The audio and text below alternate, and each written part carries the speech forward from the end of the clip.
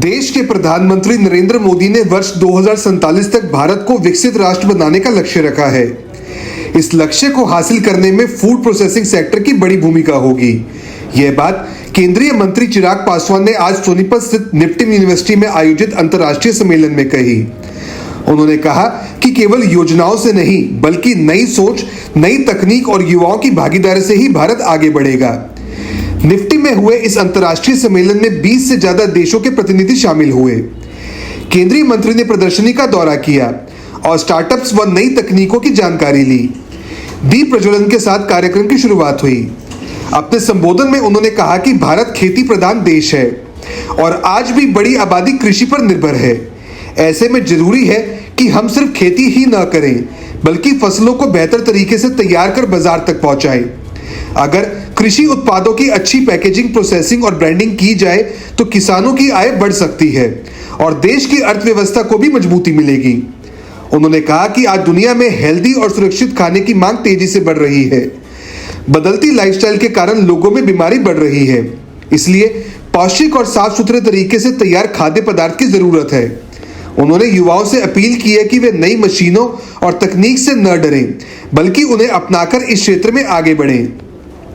केंद्रीय मंत्री ने कहा कि अगर भारत को 2047 तक मजबूत और विकसित देश बनाना है तो खेत से लेकर फैक्ट्री और बाजार तक की पूरी प्रक्रिया को मजबूत करना होगा। उनका कहना था कि आने वाले समय में दुनिया के हर देश में भारतीय खाद्य उत्पाद पहुंचे, यही उनका सपना है। कैसे देखते हैं और क्या आप लोगों का लक्ष्य है? देखिए, निफ्टिम हमारे मंत्रालय का एक राष्ट्रीय मान्यता प्राप्त एक ऐसा इंस्टीट्यूशन है जिसने कम समय में देश ही नहीं विदेशों में ख्याति प्राप्त करने का काम किया और यही कारण है कि अभी तक देश में मात्र 2 निफ्टिम होते थे, एक कुंडली हरियाणा में और दूसरा निफ्टिम तांजावुर में तमिलनाडु में। पर ये मांग समाज के द्वारा भी जो भी व्यक्ति फूड प्रोसेसिंग सेक्टर से जुड़ा हुआ था उनके माध्यम से भी ये मांग आती थी और कई बार मंत्रालय ने भी इस बात का अनुभव किया कि हम लोग को और एक निफ्टिम की ज़रूरत है। मुझे खुशी और मैं मेरे प्रधानमंत्री का विशेष तौर पर धन्यवाद देता हूं कि एक और निफ्टिम, तीसरे निफ्टिम की घोषणा बजट में बिहार के लिए एक निफ्टिम खोलने की घोषणा की गई। ये अपने में दर्शाता है कि निफ्टिम का महत्व क्या है। निफ्टिम ने अलग अलग समय में अलग अलग माध्यमों से फूड प्रोसेसिंग सेक्टर से जुड़े हुए हर स्टेक होल्डर को एक मंच पर लाकर उनको कैसे आगे प्रमोट किया जाए इस दिशा में निरंतरता पे मंथन करने का काम किया। निफ्टिम ने कई ऐसे स्टार्टअप्स को प्रमोट किया जो नई सोच के साथ इस सेक्टर को बल देते हैं। इसमें अध्ययन किए हुए विद्यार्थियों ने अलग अलग फूड प्रोसेसिंग के सेक्टर में अलग अलग क्षेत्रों से डिफरेंट वर्टिकल्स के साथ जुड़कर अपनी एक अलग पहचान बनाने का काम किया। निरंतरता में इनोवेशंस, नए नए टेक्नोलॉजीज़ कैसे हम लोग डेवलप करें, ये निफ्टिम में करने का प्रयास किया गया। अवनेश, जिस सोच के साथ इस 3 दिवसीय कार्यक्रम को आयोजित किया गया है, जहाँ पे कई देशों से डेलीगेट्स यहाँ पर आए हैं, देश के अलग अलग राज्यों से डेलीगेट्स आए हैं, सोच इसके पीछे की यही है कि कैसे इस सेक्टर को हम लोग विकसित भारत की दिशा में और ज़्यादा मजबूती देने का काम करें। विकसित भारत के निर्माण में मैं मानता हूं कि प्रोसेसिंग सेक्टर का एक बहुत बड़ा महत्व है। ऐसे में कैसे international best technologies, best policies, best practices, उसको कैसे हम लोग अपनाने का काम करें, कैसे एक्सचेंज ऑफ आइडियाज़ हम लोग करें।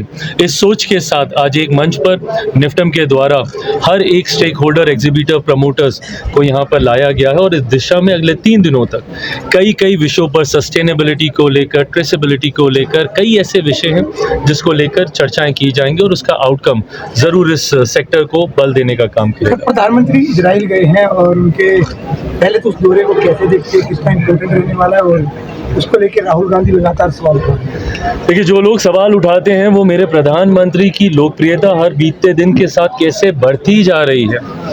आज भी उन्होंने एक नया लैंडमार्क, एक नया कीर्तिमान उन्होंने स्थापित किया इन टर्म्स ऑफ फॉलोअर्स जो उनके साथ जुड़ रहे हैं। और मुझे लगता है कि शायद राहुल जी को अब समझ आना चाहिए कि आप जितना मेरे प्रधानमंत्री का विरोध करते हैं, बेसलेस विरोध करते हैं, उतना ही ज़्यादा मेरे प्रधानमंत्री की लोकप्रियता बढ़ती है। पर हाँ, मेरे प्रधानमंत्री का विरोध करते करते आप हमारे देश का विरोध करने लग जाएंगे, ये कांग्रेस को समझने की ज़रूरत है। इसको कतई कोई बर्दाश्त नहीं करेगा।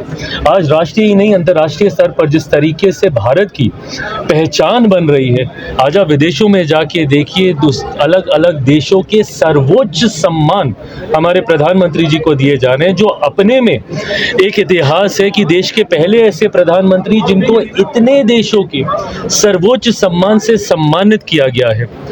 और ऐसे में आप अपने ही देश में जब आप विरोध करते हैं, अंतर्राष्ट्रीय स्तर पर किस तरीके की छवि बनाने का काम कांग्रेस कर रही है, मेरे समझ के परे है।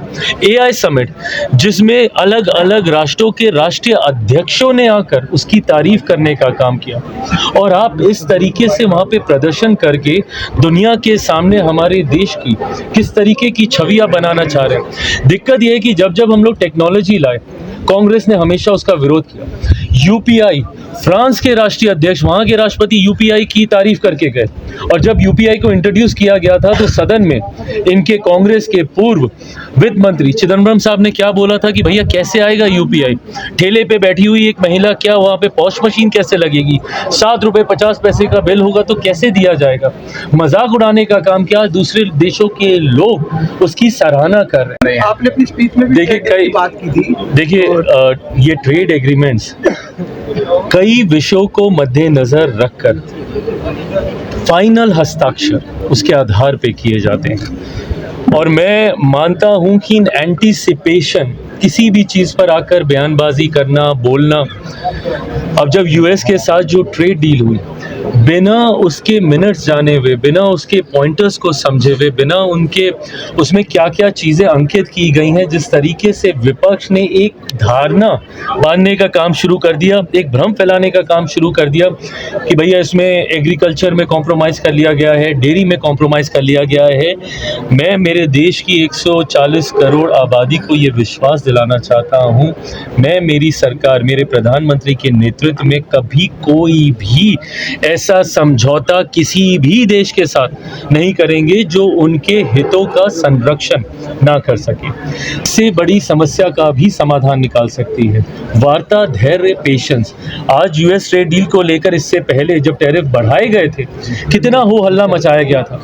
मेरे प्रधानमंत्री ने खामोश रहकर, संयम बरत कर और विपक्ष की बहुत सी बेतुकी बातों को बर्दाश्त कर उन्होंने सिर्फ परिणाम पे काम किया।